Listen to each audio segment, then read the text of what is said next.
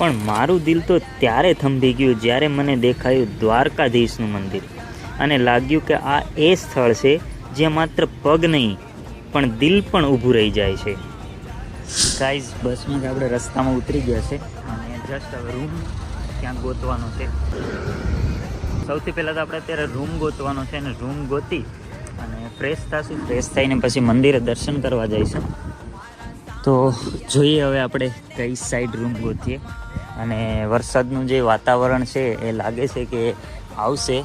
બસ બપોર સુધી ના આવે તો આપણે મસ્ત એવા દર્શન થઈ જાય અને થોડુંક મજા આવી જાય, એમ સારા એવા દર્શન થઈ જાય.